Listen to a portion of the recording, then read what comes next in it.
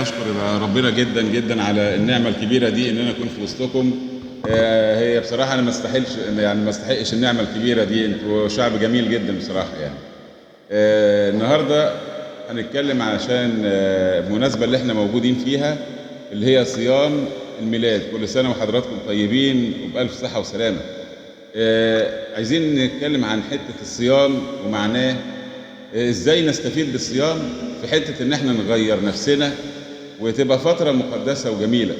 فهنعرف شوية مفاهيم جديدة عن موضوع الصيام ده، واحنا مين. الموضوع ده انا فتحته في اكتر من محاضرة، لكن كل مرة بيبقى ليه زاوية جديدة او بنتكلم بناحية جديدة. هنتكلم النهاردة عنه من ناحية قمع الجسد. يعني ايه قمع الجسد؟ موضوع الصيام هو مش موضوع ان انا اكل ايه واشرب ايه. الموضوع رايح في حتة انه الاكل اللي انا باكله ده هل بيبقى بشغف وبنهم وبشوق للاكل، ولا باكل عشان بس اعيش وامضي الايام. في بعض الاحوال تبص تلاقي الواحد ياكل اكل صيامي بمنظار كلمة صيامي اللي هو الصيام بتاعنا، اللي هو كلمة العدس والبقوليات والحاجات الخالية من الدسم دي، هي دي صيامي. طيب لكن في الوقت نفسه باكلها بشغف وبنهم. الحكاية دي هي اللي أنا كنت عايز أدور فيها شوية. هو الموضوع عندنا كصيام المسيحيين، وانتشر الكلام ده حتى بين إخواتنا المسلمين، لما بنيجي نشتري نقول له إيه، أنت عندك تورتة صيامي، عندك مش عارف جاتوه صيامي، الحكاية دي. وتبص تلاقي بعض المحلات بتعمل لنا الحاجات دي فعلا صيامي، حلويات صيامي وهكذا. فابتدى الموضوع ينتشر شوية على أساس إن ثقافتنا الدينية انتشرت بين الإخوة المسلمين اللي احنا عايشين معاهم، ان الصيام بتاع المسيحيين عبارة عن ايه؟ حاجات بالزيت كده، وما فيهاش اللبن، ما فيهاش السمنة، ما فيهاش حاجات المنتجات الحيوانية. طيب ده رائع جدا، والصيام ده احنا ماشيين عليه من سنين طويلة جدا ومستريحين نفسيا ليه والدنيا كويسة قوي. لكن في الوقت نفسه ما بنحرمش ولا بنقول ان حاجة غلط ان احنا مثلا نشتهي طبق كشري حلو بالدقة كده ويبقى ريحته جميلة عادي، ما هو صيامي وبناكله والدنيا كويسه، ما فيش اي حاجه ولا عذاب ضمير عندنا ولا اي حاجه، صايمين اهو. او مثلا عدس، الستات في البيوت بتعمل العدس بطريقه جميله جدا، وهي بتعمله اصلا بتعمل له دقه كده وبتاع، بس تلاقي الريحه طالعه قبل ما يبتدي يستوي. فالواحد تبص تلاقيه وهو داخل على الاكل ياكل بنهم وبشغف جامد قوي، وناكله ونتبسط نقول برضه الله ده حاجه جميله قوي، احنا صايمين اهو. المعنى هنا احنا صمنا فعلا الصيام اللي ربنا قصده؟ ده السؤال. طيب انا مش عايز بقى احبكها واقعد اقول صيامي وفطاري وعسل النحل صيامي ولا فطاري وده جاي من النحله والرحيق والكلام ده. كل دي امور احنا اتكلمنا فيها وتناقشنا فيها كتير بين المسيحيين وبعض في البيوت. خلي بالك، لا ده اصل بص مكونات البسكوته دي فيها لبن بودره وده طبيعي ولا مش طبيعي، والكلام ده كله بيحصل. طب ليه؟ عشان اصل لبن البودره هيفسد الصيام. يفسد الصيام ليه؟ طب هو لو افترضنا ان لبن مثلا يعني لبن طبيعي ولا لبن مثلا حقيقي، الفرق بينهم ايه؟ لا اصل اللبن البودره ده من منشأ نباتي، يا جماعه ما انت بتاكل في الاخر بسكوته حلوه. طب حلوه دي معناها ايه؟ معناها ان انت حليت بقك. طب اهلا وسهلا. هو المفروض في الصيام ابقى بقي حلو؟ لما نيجي نشوف بقى الكتاب بيقول ايه عن الحكايه دي، في ايات كتيره قوي بتتكلم عن موضوع الجسد. يعني هنا في آية في كورنثوس الأولى للقديس بولس الرسول بيقول: بل أقمع جسدي وأستعبده حتى بعد ما كرزت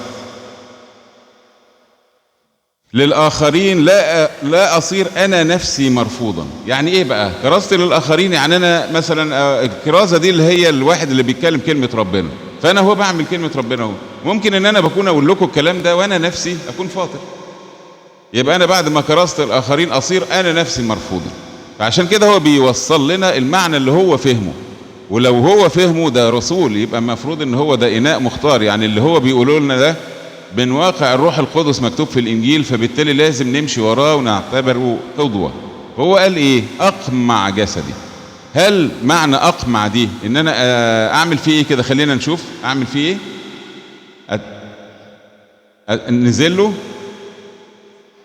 اذلال الجسد. هو اولا في حد تاني ليه معنى كده لكلمة اقمع؟ يعني ايه اقمع؟ الجمه. يا اسم حضرتك ايه؟ ازيك يا استاذ مجدي؟ رائع جدا اللفظ ده. او اتحكم فيه، اللفظين كويسين، اتحكم فيه ده لفظ راقي وجميل، والجمه لفظ بيتقال على الحيوانات او الحمار بالذات او الحصان. بس هو الحمار عشان معاند، الحصان يعني بيسمع الكلام شويه. وانا قصدت كلمه حمار دي لسبب، لان الحمار دايما يعمل العكس اللي احنا بنقوله. لو شديت الحمار لقدام يروح راجع لورا، لو جيت تزقه تبص الايه يرجع عليك، يعني دايما يعمل عكس الامر اللي انت بتدوله. الحمار بالذات معاند. طب هو ليه كده؟ الجسد تقريبا زي كده، كل ما تديله حاجه يرفضها، يرفض اي حاجه جديده. عشان كده قال اقمع. اقمع دي اللي هي الجمه اكتر من اتحكم فيه. اتحكم فيه فيها رقي، فيها كده يعني اتحكم فيه ممكن بالكلام بالاقناع، لكن الحمار لا. اهو جسدنا ده، انا اسف في التعبير، زي كده لازم الجمه، ابقى شادد اللجام بتاعه، لان مجرد ما بسيب له اللجام هيجمح في كل حته، ممكن يشتهي اي شيء، سواء اكل او شرب او تعظم معيشه، شهوه عين، اي حاجه تتخيلوها بيجري عليها. فلازم اكون ملجمه، مش بس متحكم فيه وخلاص باقناعه. ما عندوش مخ، الجسد ما عندوش مخ. فلما نيجي نشوف المعاني دي لما بيقولها القديس بولس الرسول، هنا الصيام فتره انسحاق للروح، مش انسحاق للجسم بس. بس ازاي اعمل انسحاق للروح وانا اصلا مش شايف الروح؟ فبنعمل لها عشان حاجه المرئيه بالنسبه لنا هي الجسد. زي مثلا نجي نقول مثلا المطنيات، هو الرهبان او الاسس او الناس اللي هي في الاديره لما بييجوا يعملوا مطانيه او بيسجدوا للي قدام، بيعمل ايه؟ ايه المطانيه دي؟ هي هدفها ايه؟ هو المفروض ان احنا هنخش الملكوت لو احنا عملنا مطانيات وفضلنا نسجد؟ يعني السجود لله ده بالركب كده، نقعد نسجد مثلا 100 سجده يودونا الملكوت؟ طب 1000 سجده يودونا الملكوت؟ طب 10000 سجده يودونا الملكوت؟ امال ايه؟ بانسحاق الروح، بسجود الروح، بانكسار الروح. فعشان كده انا بطوع الروح للجسد. ازاي؟ اقول لكم مثال بسيط. انا واحد من ضمن الناس ما كنتش بعرف اعمل، ما بعرفش اوطي يعني، حتى لما باجي اسجد اوطي والمس الارض بايدي، لكن السجود لدرجه ان انا الجبهه دي تلمس الارض صعبه شويه، وبعض الناس اللي هي ما بتعرفش توطي بيبقى صعبه بالنسبه لها. فروحت صليت في قداس مع اب راهب جميل، هو بقى واخد على المطانيات، فقال يلا نعمل 100 مطانيه، 100 مره واحده. طيب وقفت جنبه، بصيت لقيت انا كل ما انزل ما بلمس الارض بايدي شويه، مش عارف، بس في الوقت نفسه كبير عليا شويه ان انا انزل لغايه الارض واطلع واعمل. حسيتها من جوايا كده 5 مطانيات 6 مطانيات، لقيت نفسي ايه، ببتدي المس بقى لغايه ايديا ولغايه الارض. الخمسه اللي بعدها بصيت لقيت بوطي راسي لغايه الخمسه اللي بعدها عند شويه كده، وابتديت بقى جسمي يتعب قوي، لقيت نفسي بنحني لغايه راسي تخبط في الارض. طب ايه الحكايه دي؟ مع الحكايه دي ابتدى يحصل عندي حاجه داخليه، ابتديت احس بانكسار داخلي او نوع من الشموخ الواحد فيه إيه؟ لا ما وطيش، لا وطي يا عم، فيك ايه؟ لا انا ما اعرفش ركب مين. ابتدى الواحد يحس بنفسه ان هو ولا حاجه، ضئيل. ابتدت روحه شويه تكسر الشموخ اللي هي فيه. فالمثل اللي انا قلته ده عشان اوضح ان ممكن من الجسد اللي الانسان يكتسب بنفسه وبروحه حته انكسار داخلي. عشان كده الايه بتقول ايه؟ ان الله روح فينبغي ان نسجد له بايه بقى؟ بالروح والحق، مش بالركب بس. خلي الروح تنسحق ازاي؟ ان انا بطوع الجسد، اخلي الروح نفسها تحس شويه فتبتدي تنكسر. ده المعنى اللي احنا عايزين نقوله. فهنا لما بيقول اقمع جسدي عشان اطوع روحي. اطوع روحي ليه؟ يعني البابا شنودة ربنا ينيح نفسه كان بيقول كلمة جميلة قوي، بيقول لك المعدة التي تمنعها عن الأكل لا تطلب الخمر. يعني إذا كنت أنت أصلا جعان وهتيجي أول ما حاجة تقول أنا عايز كذا، هتقول عايز أشرب خمرة ولا عايز آكل؟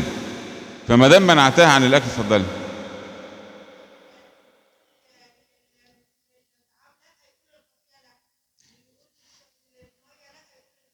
بالظبط كده، الأنبا مكسيموس بيقول ان الطعام لا، يقول للخطيه لا، ويقول للشراب لا، يقول ايه؟ للخمره لا. عشان دي ميه، انا اذا كان منعت نفسي عن الميه زي ما اختنا قالت هطلب خمره؟ اذا كنت عطشان للميه هطلب خمره؟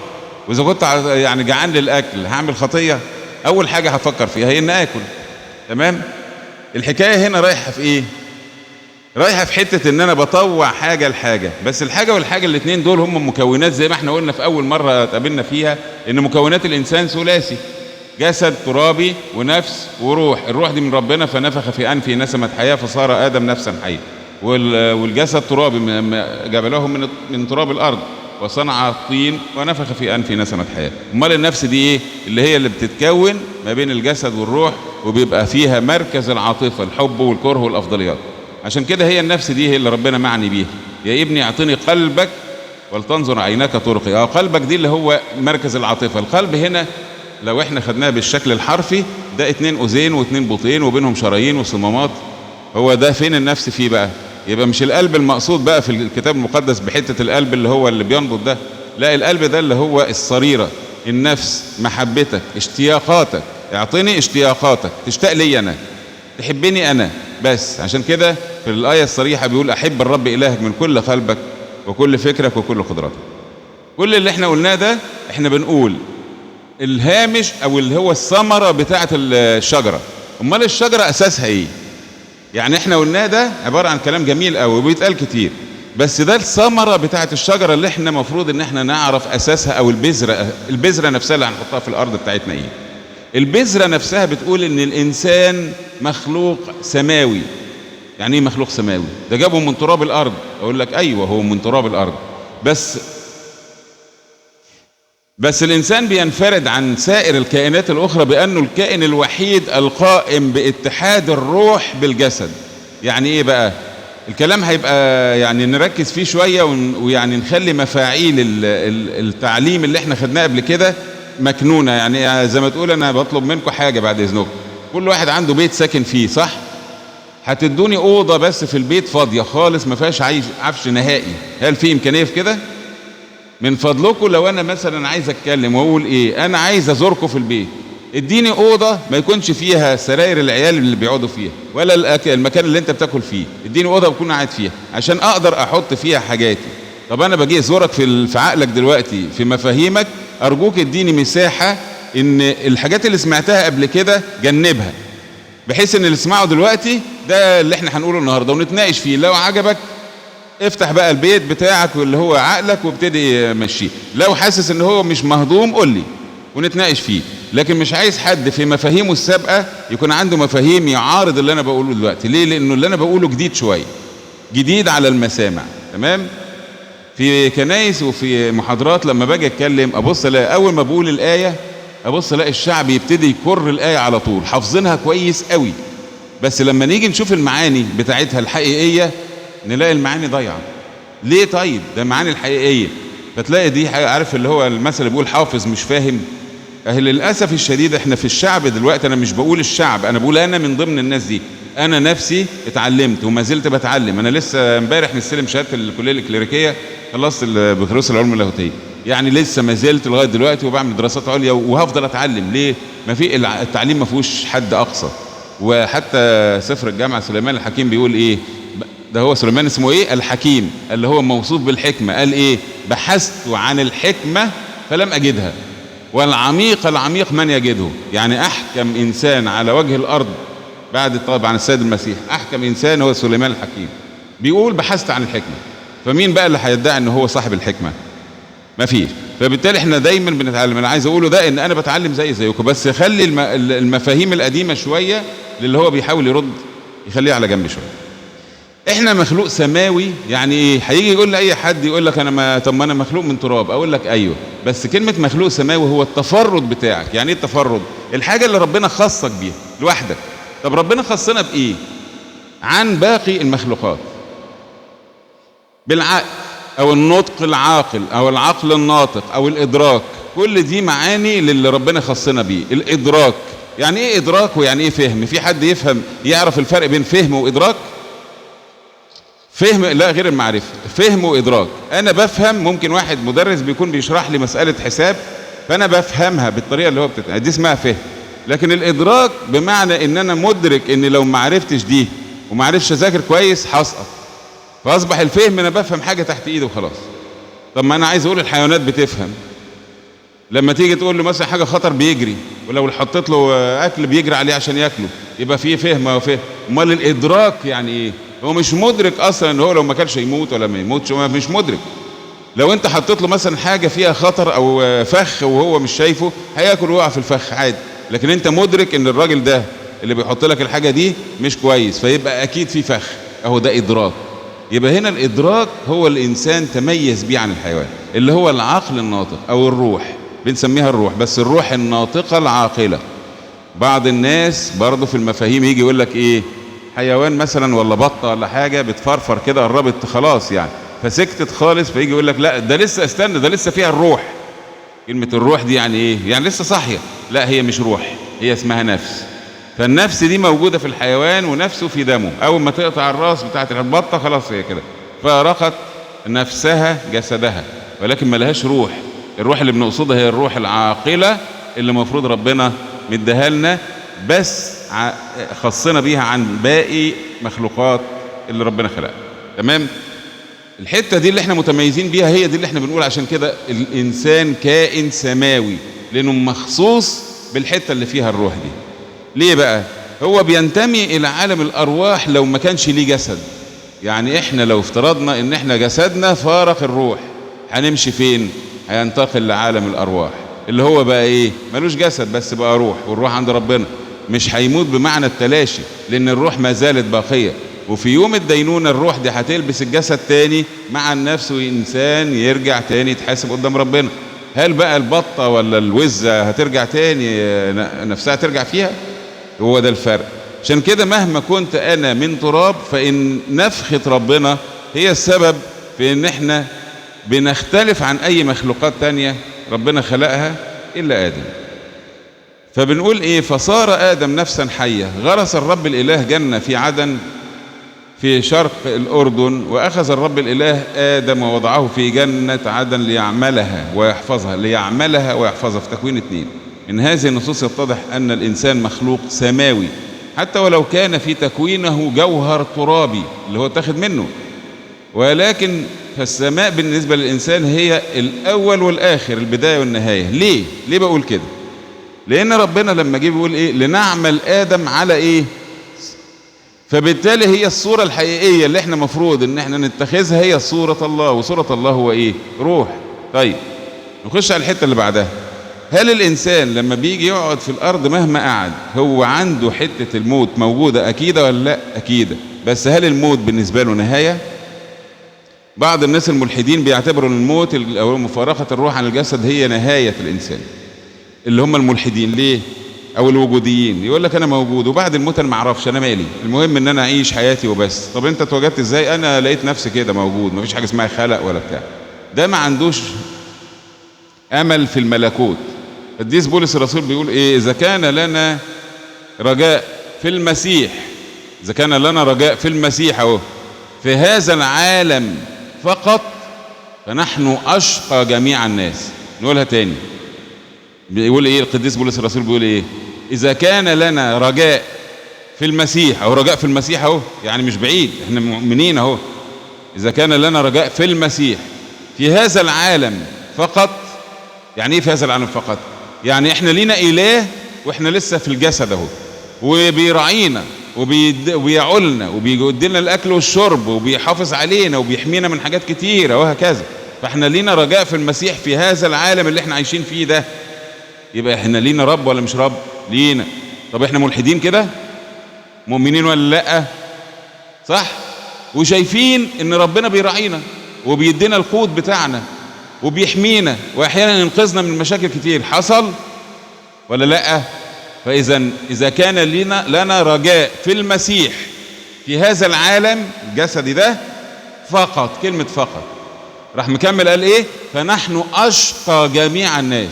يا سلام، ده المسيح رعاك وادالك وحماك وحافظ عليك، وكل ما تطلب منه وحافظ على عيالنا، وكل ده رجاء في المسيح او في هذا العالم. وتقول لي اشقى جميع الناس؟ يقول لك لان كل ده ولا ليه قيمة. ليه؟ لان رجائنا في الابدية في المسيح المقام. نقولها تاني عند حتة تانية قالها بولس الرسول برضو، بيقول إذا كانت امرأة تحت رجل يعني تحت إمرة رجل، يعني في عصمة راجل، فإن صارت لرجل آخر تصير زانية. طيب حلو قوي، ده شيء معروف يا عم، ايه الجديد يعني؟ فإن مات الرجل وصارت لرجل آخر فلا تدعى زانية. يعني ايه؟ يعني هي متجوزة تبقى الراجل تاني؟ لا، لكن لو مات الراجل ممكن تتجوز تاني وما تدعاش زانية، تبقى الراجل التاني. قال لك هو ده الحكاية. احنا كنا تحت الايه؟ الناموس، والناموس كان جسدي، فاللي حصل بالناموس سقطت الطبيعة، لا تزني لا تقتل.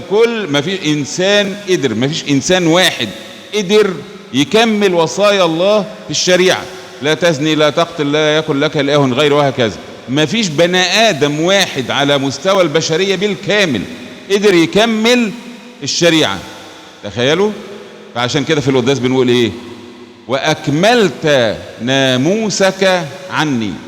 يعني برضه هو اللي حط الناموس، لا كذا كذا كذا، ومع ذلك ما فيش بني آدم واحد تزكى وعمل الناموس. حتى أيوب اللي هو كان اسمه أيوب البار، كان يعمل كل حاجة حلوة، الوحيد اللي ما قدمش عنه ذبيحة هو نفسه. كان بيقدم عن عياله عن كل حاجة، لكن نفسه لا. ليه؟ لأنه كان بارا في عيني نفسه. طب بارا في عيني نفسه يعني ايه؟ فاكر نفسه هيتزكى بأعماله اللي بيعملها، لكن هو مبرر. لا، مش مبرر يا حبيبي. عشان كده ما كملش الناموس برضه. معقولة كده؟ لأنه شاف نفسه كامل، ومفيش كامل غير ربنا. يبقى معنى الكلام مفيش بني آدم، حتى الناموس الأرضي الجسدي اللي ربنا اداه لموسى عشان احنا نعمله، حتى ده اللي هو السهل اللي احنا شايفينه منظور، مش قادرين نكمله. عشان كده في القداس بنقول وأكملت ناموسك عني، واحتملت واحتملت واحتملت. تمام. يبقى معنى الكلام حتى الناموس الجسدي مش قادر عليه. فيجي بولس الرسول يقول لك ايه؟ لنا رجاء هنا وبس، ده احنا اشقى جميع الناس. ليه؟ لان الرجاء بتاعنا سماوي. فعشان كده بولس بيقول ايه؟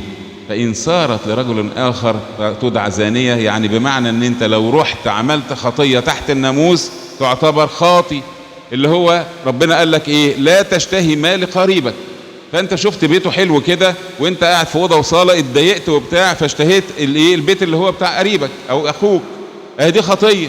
فلذلك صارت لرجل اخر هنا الاولانيه اللي هو ايه؟ ان كانت تحت رجل، يعني في عصمه راجل، وصارت لرجل اخر تدعى زانيه. فالزنا هنا جاي منين؟ من مخالفه شريعه موسى اللي هي الاولانيه، اللي هو كانت متجوزه واحد اولاني، يعني كانت متجوزه راجل الاولاني، فالاولاني ده بيقول لها كذا كذا كذا كذا تمشي عليه. تمام. هي هتخالفه، لو خلفته تبقى ايه؟ خرجت بره، تبقى زانيه. فهنا اللي هو كان بيخرج بره شريعه موسى وبالخطيه يعتبر ايه؟ زان. الزنا اللي هو البعد عن كلام ربنا، الزنا. تمام. فهو ده بيقول ايه؟ اذا صارت لرجل اخر تدعى زانيه، ده اللي هو ايه؟ في الناموس. ولكن ان مات الرجل. طب ايه مات الرجل؟ انت بتتكلم عن الناموس. لان الناموس ابطل ليه؟ ما بقاش شغال. لا تزني، كل حاجة فيه بطلة. كانت زمان لما تعمل خطية هات خروف ولا هات يمامتين او اطلع مش عارف بالطور، واطلع حط ايدك على قرون الطور، قرب خطيتك واذبح الطور، خلاص هو فداك او مات عنك. حلو قوي. ما بقاش فيه ذبايح دموية، خلاص اتلغت. ففين الناموس بتاع موسى ده؟ الله، الموضوع رايح في حتة ذبيحة ايه بقى؟ قلبية. قدموا أجسادكم ذبيحة حية. أجسادكم، يبقى معنى الكلام الموضوع رايح فين؟ أنا مش بذبح حد، ده أنا بذبح جسمي. إزاي بذبح جسمي؟ يعني إيه؟ ما هو المسيح نفسه قدم حياته، فأنت المفروض تقدم حياتك الجسدية لربنا. فاشتمها الآب رائحة سرور، رائحة رضا. آدم سقط إزاي؟ سقط إزاي؟ بالشهوة. يعني ايه الشهوة؟ الشهوة دي لما اكلته، لكن سبب السقوط ايه؟ لا مش كبرياء، عصيان. يعني ايه عصيان؟ طبعا اللي هو ايه؟ اللي بيها عدم الطاعة. هو انا عصيت كلام، يعني مثلا اب بيقول لابنه اعمل كذا فالابن ما طوعوش، يبقى عدم الطاعة، عصاه، صح كده؟ عدم الطاعة. فده اللي اسقطت ادم. طب نردها ازاي؟ بالظبط.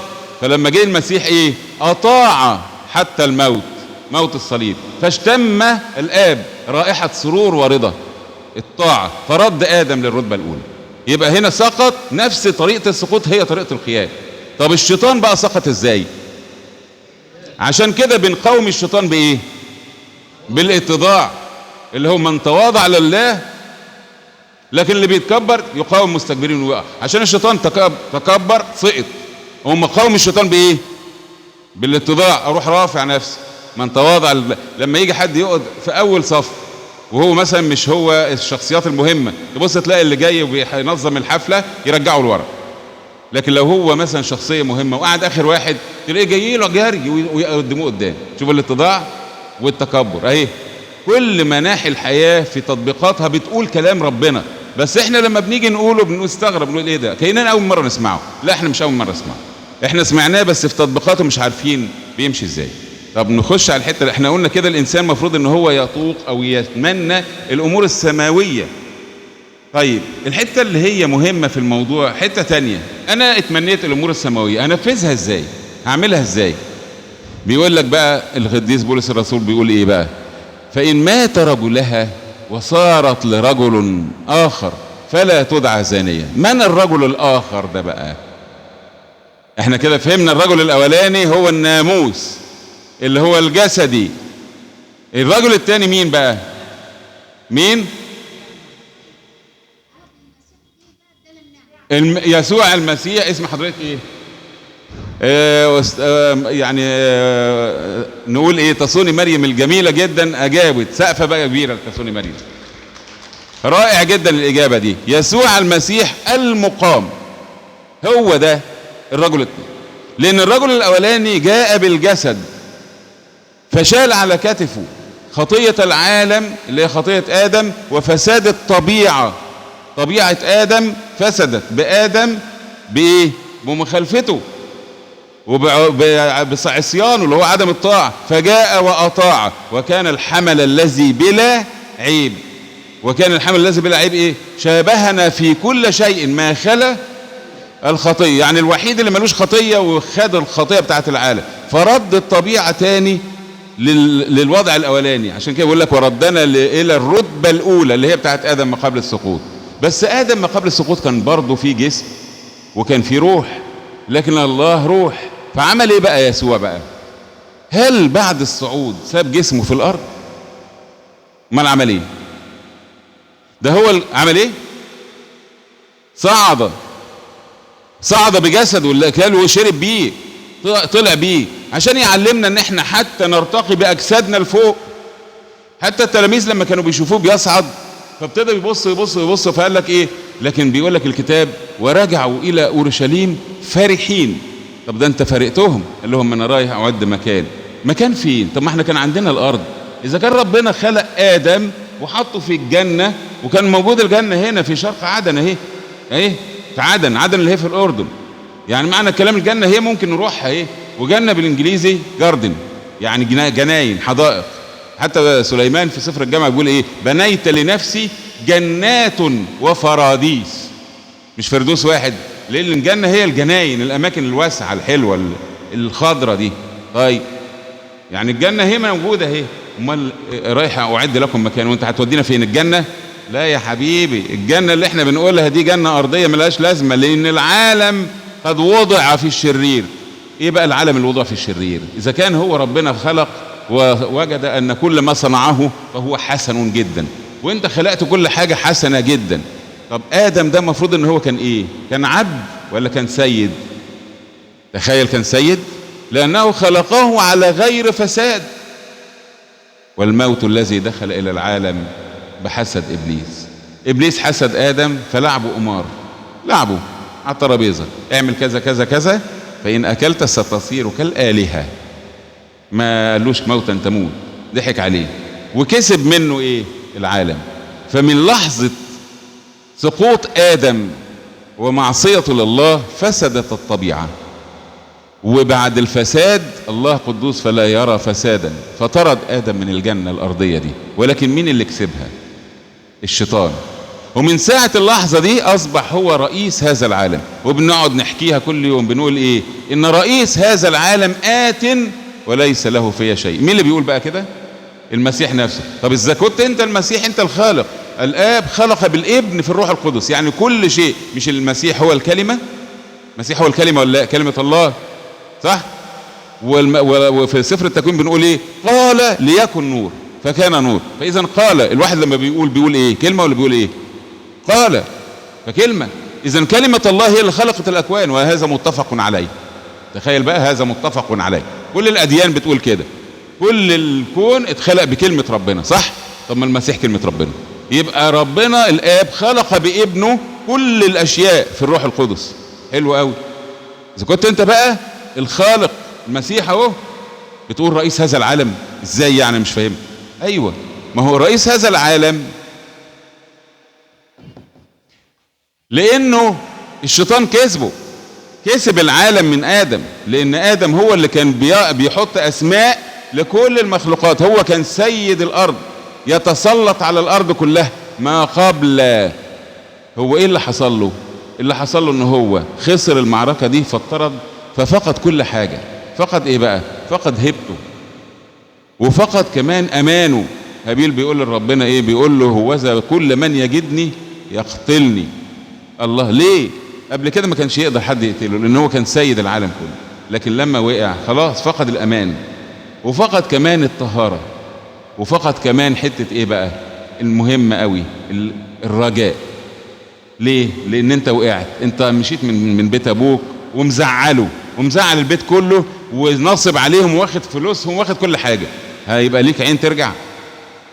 يعني أنت نصبت على أبوك وخدت فلوسك كاملة وخليته، بيعته حتى كل الذهب وخدت كل حاجة ومشيت، ومزعله ومغضب أبوك الدنيا كلها. هل ينفع إن أنت ترجع له وليك عين؟ ليك عين؟ أنا ما فيش رجاء بقى، رجاء كانت ماتت ساعتها، ما فيش رجاء. الراجل ما كان باع كل حاجة وخلاص. يا ابني اقعد، يا ابني ما فيش فايدة، وركب دماغه. ليك عين ترجع له؟ وده اللي حصل مع الابن الضال، إنه ما كانش ليه عين. هو هرجع له اقول له ايه؟ ده انا اجبرته ان هو على حياة عينه يقسم بيني وبين اخوي، قسم. والراجل على حياة عينه اداله ميراثه. طب اقعد معايا، قال له لا. هيبقى ليه عين يرجع له ازاي؟ عشان كده الواد نفسه اللي ما كانش عنده رجاء قال لك مش قادر خلاص. لكن ايه؟ جت في لحظة اسمها اقوم الان، لحظة اقوم الان، خلاص نفذ. بص بقول لك ايه، ده عبيد اللي بيشتغلوا عند ابويا عندهم اكل يكفيهم اكتر من اللي احنا فيه ده. العبيد بيفيض منهم. لا اقوم الان. راح قايم. ام منين بقى؟ ام من يأسوا. ام من يأسوا، مش من الخطية، كلنا بنعمل خطية. ام من يأسوا لرجائه. ام من اليأس للرجاء. يعني ايه؟ يهوذا كان ليه امل. يهوذا بعد ما سلم المسيح كان ليه امل، بس ما راحش بقى زي الابن الضال من اليأس للرجاء، فضل في اليأس، فراح شنق نفسه. دي مشكلته. لكن لو كان قال انا، هو فعلا اعترف وقال لهم ايه؟ اخطأت اذ اسلمت دما بريئا. انت عرفت اول خطيه اهو، انت عملت خطيه واعترفت، طب ما تروح بقى تقول لربنا الحقني. ما كانش ليه عين، فاليأس فضل هو فيه، تملكه، راح شنق نفسه. لكن الابن الضال لا، اليأس اللي كان معاه هو انتفض عليه وقال له اقوم الان، وراح رايح. واقول له ايه بقى يا ابويا؟ انا ايه؟ غير مستحق ان ادعى لك ابنا، فاجعلني كاحد اجرائك. بص بينزل منه ازاي. فوقع على عنقه وقبله. شوفوا ربنا خالف كل توقعات الانسان اللي هو بيبقى راجع.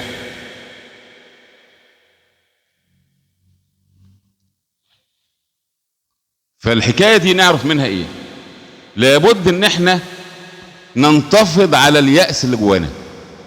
مهما كنت شرير، مهما كانت الاعمال بتاعتك سودة، تبيض كالقرمز، طهرني فابيض كالثلج.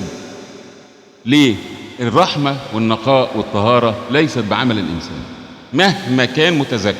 يعني لو جبت مهما حاجة تطهرك مش هتطهر ابدا ابدا.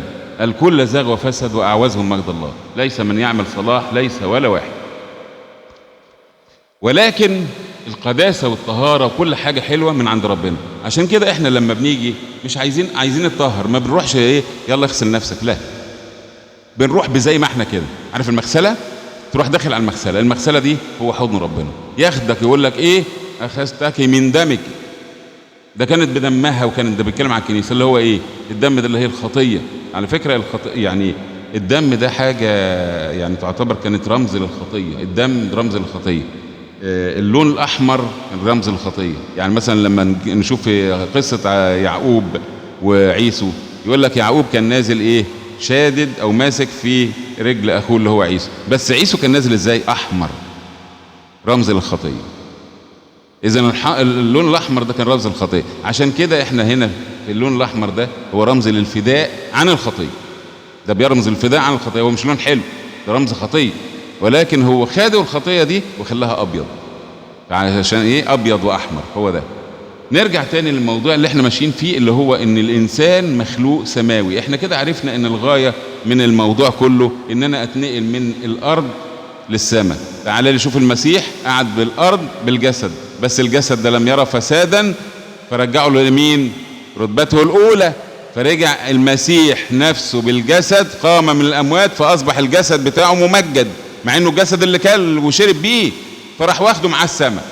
كأنه بيقول لنا إيه؟ بيقول لنا مش أنا خدت تراب من الأرض وعملت بيه آدم عصل، وآدم ده حطيت فيه روح عصل، وأصبح آدم مكون من جسد ترابي وروح وفين ومن نفس دي اللي هي بتشتهي وتكره. حلو. طيب أنا بقى الجسد ده خدته عنك وطلعت بيه السماء، يبقى هو عايز يقول لنا إيه؟ نطلع بجسدنا للسماء. وهو ده اللي بيقوله بولس الرسول: أقمع جسدي وأستعبده، عشان الروح نفسها تسمو بجسدي لفوق.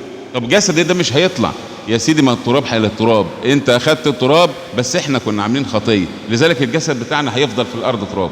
لكن المسيح بلا حمل بلا عيب، الوحيد اللي هو شبهنا ما في كل شيء ما خلا الخطيه، فعشان كده هو الوحيد اللي طلع تاني. بس لما طلع ادانا رجاء بقى تاني في ان الجسد الممجد ده، واحنا هنقوم في اجساد نورانيه ممجده نبقى زيه ونطلع معاه.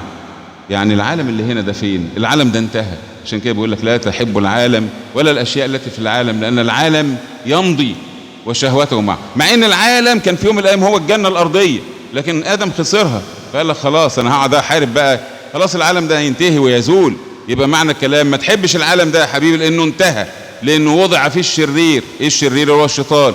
ابتلعوا الشيطان كلوا، فبالتالي كل شيء بقى في الارض بتبع الشيطان. لما نسمع اسماء الشيطان نستغرب جدا. رئيس هذا العالم ده هو موجود، سلطان الهواء، ايه ده؟ يجول ملتمسا يجان الارض، يعني بيقعد يجول ملتمس من يبتلعه. ايه ده؟ فقوموه راسخين في الايمان. الايمان اللي هو ايه؟ الرجاء. الايمان هو ايه؟ الثقه بما يرجى والايقان بامور لا ترى. بما يرجى، اذا الرجاء اهو، يعني امسك في الرجاء. ليه؟ لان انت هتيأس، اي حاجه هتعملها غلط تفصلك عن ربنا تخليك تيأس، ارجع روح للرجاء على طول. طيب تعالى في حاجات تانية بتثبت الكلام اللي احنا بنقوله. اقول لك ربنا بيدربنا في كل لحظه وفي كل كلمه وفي كل همسه على ان احنا نبقى سمائيين مش ارضيين. السر الزيجه، مش احنا بنتجوز باجسادنا دي؟ حصل ولا لا؟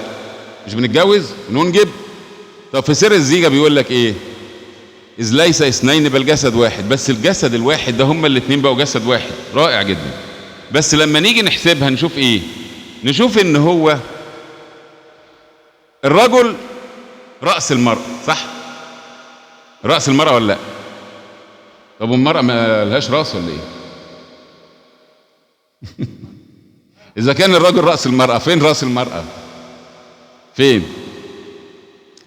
رأس المرأة في خضوعها للرجل، لأن ملهاش إدارة ولا إرادة مستقلة عن رجلها ما دام صارت لرجل. عشان كده بيقول لك المرأة التي تحت رجل، اللي هي تحت عصمة رجل، إن صارت لرجل آخر. رجل آخر ده ممكن يبقى فكرها الخاص بعيد عنه. الست العذراء بتعلمنا ده، تعلم الستات دول على فكرة أمهاتنا وزوجاتنا وإخواتنا وأولادنا بناتنا. الستات دول حاجة كويسة جدا، معينة النظير وحاجة كويسة. ما تاخدوش من كلامي ان انا بقول الست اقل، لا لا لا خالص. الروح كلها واحدة. خطبتكم كنفس عفيف. نفس الست زي نفس الراجل، هي الروح اللي جوه. لكن انا بتكلم على الست في المخلوقات البشرية هنا. هي يعني ايه تبقى الست العذراء؟ لما راحت المسيح كان قاعد في الهيكل، ما راحش معاهم، دوروا عليه ما لقيهوش، فاول ما لقيته بعد ما رجعت ولقيته شافته قالت له ايه؟ حد يتذكر الكلمة؟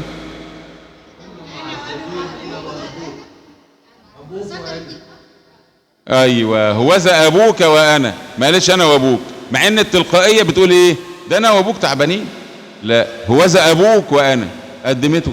تخيلوا ساره سيدي لابراهيم، وهكذا. الموضوع ده انا بقوله ايه؟ عشان نقعد نأله الراجل؟ لا، بس والراجل والمرأة جسد واحد، لكن مين المدبر؟ يعني الكلام ده انا عملت فيه محاضرات عشان اللي هي الخلافات الزوجية وحديث الزواج والكلام ده، فانا كنت بستدعي ايات في الانجيل بتقول ان مفيش حاجة اسمها إرادة مستقلة، في إرادة واحدة، ان الإرادة هما الاثنين عايزين يطلعوا عيالهم حلوين، ولكن الإدارة لمين؟ لا، الإدارة مش للرجل، للست، لأن الإدارة هي مدبر، المدبر هي الست، ولكن القرار لمين؟ هو ده. فأصبح القرار للرجل، الإدارة للست، والإرادة مشتركة. الإرادة إحنا الاثنين عايزين بيتنا يبقى حلو وعايزين عيالنا يبقى حلوة، دي إرادة مشتركة، ولكن الإدارة للست تحت قيادة رجل. شوف الدنيا حلوة إزاي؟ يبقى لما أجي مثلا ابني يقول لي مثلا عايز كذا، أقول له إيه؟ روح لأمك. بس ما اقولهالوش بالصيغة دي، مش روح لأمك، روح لماما قول لها، لأن هي المدبر.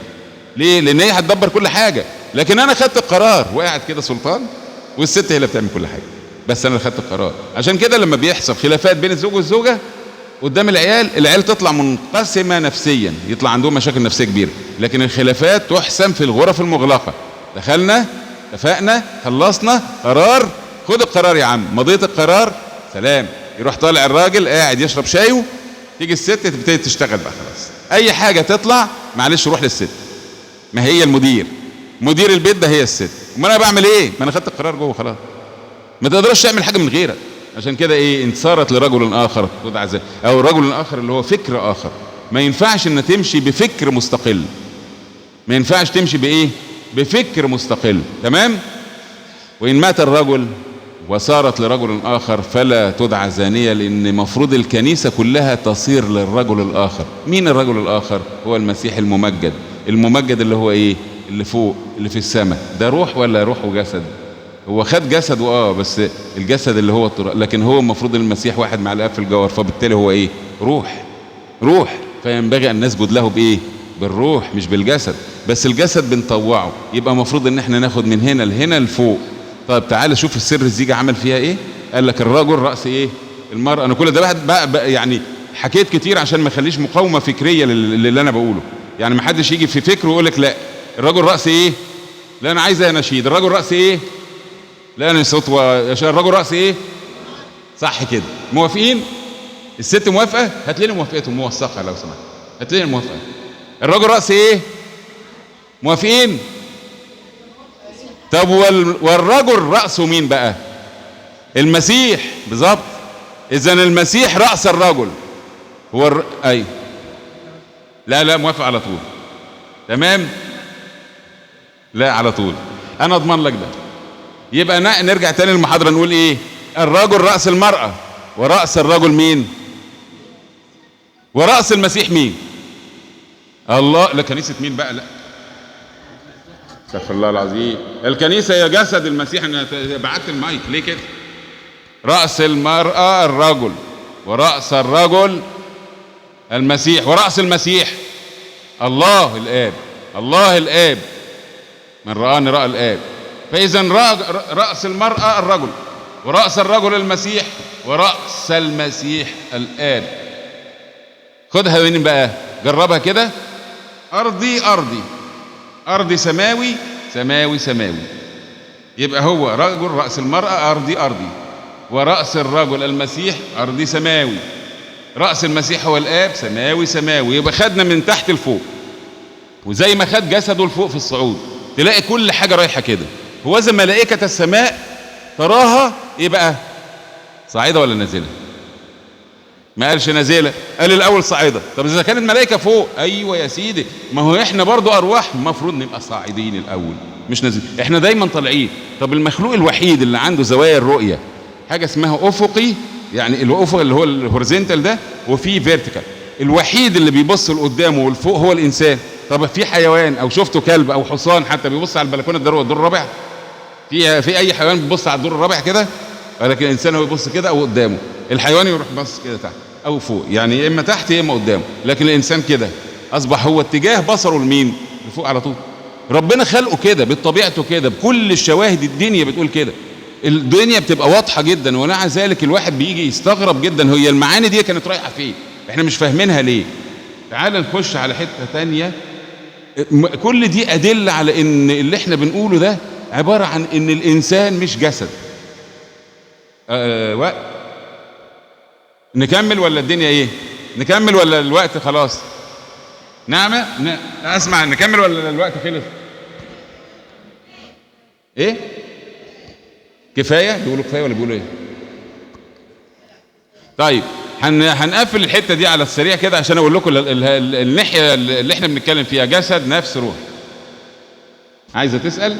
حاضر، هشوف أسئلة. حاضر، من عينيا، ثواني بس دقيقة بس هقفل الحكاية دي. يبقى احنا عملنا الحكاية دي رايحة فين؟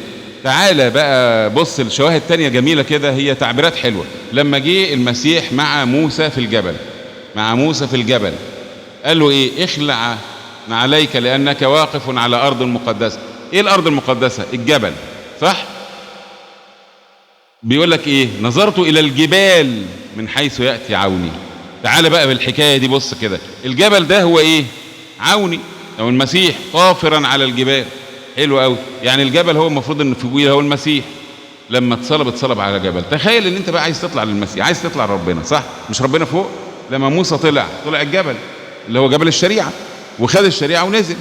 طبعا الكلام ده معروف ولا الدنيا ايه؟ حلو قوي. اذا هو كان الجبل فوق وقال له اخلع رجليك لانها دي ارض مقدسة. يعني ايه مقدسة؟ يعني دي بتاعت ربنا، لان تقف عليه. طب احنا بنخلع علينا ده فين؟ برضو في الهيكل هنا، صح؟ دي ارض بتاعتك. طب ما احنا ممكن كان ايه الفرق؟ ان هو عشان مش بيغسلوا السجاجيد يعني؟ لا، لان المفروض ان رجلينا تبقى لامسه الارض بتاعتنا. امال احنا ليه بنحط وبنلبس النعلين دول؟ عشان نبقى فاصلين بيننا وبين الارض، لان احنا لسنا من هذا العالم. امال لما نبقى في العالم بتاعنا اخلع رجلي، اخلع علي كده خلاص. عشان كده لما المسيح دخل شعب اسرائيل قال لهم كلمه غريبه جدا. قال لهم ايه؟ كل ما تطأ عليه بطون ارجلكم، بطن رجلك تلمسه بقى بتاعك. عشان اورشليم هنا كانت ارضيه، فهو قال لهم الحكايه، المعنى ده ان انت اللي هتلمسه وتمشي عليه ده هو بتاعك. لكن الارض اللي هي العالم حاليا لازم تبقى حاطط حاجه لابسها وتفصل بينك وبين العالم. تفصل انا مش من العالم ده. اما يجي يقول لك ايه في سفر نشيد الاناشيد، بيقول ايه؟ غسلت ارجلي فكيف اوسخهما. هي دي ان الواحد لما بيكون دايس العالم من غير وقايه على طول بيتلوث وبيتدنس. عشان كده يقول لك ايه؟ غسلت ارجلي. عشان كده هي دي المعنى اللي خلى ربنا السيد المسيح نفسه غسل ارجل التلاميذ عشان يفصلهم عن العالم ده. غسل رجليهم في سفر النشيد بيقول لك غسلت ارجلي فكيف اوسخهما. يبقى معني مش ممكن انا هشتري حاجه في العالم تاني. السؤال الاخير وهنهي بيه المحاضره وهستقبل الاسئله. الحاله اللي انا بقولها دي تستدعي ان الواحد يعمل جبنه صيامي عشان يبقى صايم؟ ولا كفته صيامي بفول الصويا؟ ده كده الصيام؟ هو ده الصيام؟ ولنفرض اذا لو انا لوحدي وشايف الحقيقه. ما هو بص، في نظريه، لا مش تشجيع، لا مش تشجيع، في نظريه القطيع. خلينا نقول حاجه وما تزعلوش من التشبيه اللي هقوله. الخرفان لما بتمشي ورا بعض كل خروف بيبص فين؟ اللي وراه. مين اللي بيقول اللي وراه؟ اللي قدامه بس بيشوف رجلين اللي قدامه لغايه ما القطيع كله يقع في البحر. لكن مين اللي بيبص على رؤيه بعيده؟ هو اللي عنده فيجن او رؤيه. فالاديره بتعمل حتى لو الاديره عملت يا ستي، انت شايفه ايه؟ شايفه ان ده صح تاكل جبنه صيامي؟ طب ما تاكل جبنه فطاري وتخلصي، ايه المشكله؟ الصيام بمعناه ان انا، بصوا يا جماعه، احنا في الصيام وكل سنه وانتم طيبين. الصيام معناها، طب هسألكم سؤال، معلش هو سؤال كده يعني للستات وللرجاله كمان، ولو عندنا اولاد يا ريت. السؤال رايح في ايه؟ يوم العيد، في ليله العيد نفسها اللي هو بالليل قداس العيد، المفروض بالليل هنفطر، ويجي الساعه 3 4 كده الواحد ايه مش يعني ما كانش كويس، فيجي مثلا جوزك كده يقول له ايه خد، بقول لك ايه، خد سندوتش الفول ده صبر نفسك بيه لغايه بالليل. يقول لك ايه؟ لا ليه بقى؟ زهقت صح؟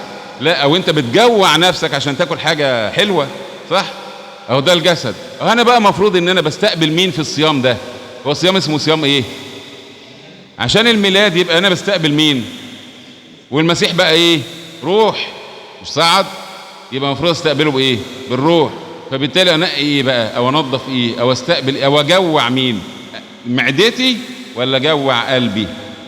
اجوع كل حاجه انا مشتاق ليها مش عايزها، كل حاجه انا نفسي فيها مش عايزها، نفسي هي اللي اجوعها عشان تستقبل مين ويتولد مين؟ المسيح في قلب المرة دي. لكن لو احنا عن الطريقه الجسديه، المسيح اتولد من 2000 سنه ومره وخلاص. فاحنا لو بنفتكر الكلام ده تذكر بنفتكره، يبقى المسيح اتولد، احنا كده بنعمل طقوس جسديه ملاش لازمه. لكن المفروض ان احنا المسيح بيتولد فعلا فينا في كل سنه. امتى؟ يوم ما اجوع نفسي وقلبي، اجوعه عن شهوات العالم، اجوعه عن اي رغبه، اي حاجه. معك لا اريد شيئا على ايه؟ هي دي، هو ده معنى الصيام الحقيقي. انا كده شكرا، ويعني خدت وقتكم وخدت بركه كبيره جدا، اشكركم جدا جدا، شكرا. لو في اي اسئله برضه، في حد ليه اسئله اتفضلي.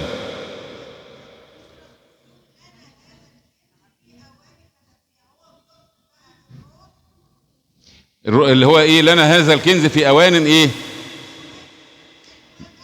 اللي هو الجسد. الاواني الخزفيه دي بتبقى فيها ايه؟ قبل الكسر يعني ولا ايه؟ قبل الكسر ولا ايه؟ الاواني الخزفيه الجميله دي قبل الكسر ولا ايه؟ لكن المفروض ان احنا يبقى اواني ايه بقى؟ يعني احنا الوضع الحالي لما نيجي نتناول، بصي، لما نيجي نتناول جسد المسيح خدناه في جسدنا، مش بقى ده هيطهرنا ولا ايه؟ لا، الكنز المسيح، لان هذا الكنز اللي هو المسيح النعمه في اواني خزفيه اللي هو جسدنا، بس ده قبل الكسر برضه اللي هو بالموت. عشان كده اواني خزفيه قبل للكسر اللي هو هننكسر هنموت، لكن لما نموت معه هنقام معه. فالاواني دلوقتي خزفيه هتتكسر لازم، مع انها خزفيه كويس، بس قبل للكسر، لان هنموت مهما كنا بنتناول دلوقتي هنموت بالجسد برضه، بس نقوم معه. اذا كنا نموت معه فنقوم معه في مجد، نموت معه في المعموديه فنقوم معه. تمام؟ في اسئله تانية؟ اشكركم جدا وخدت وقتكم، شكرا.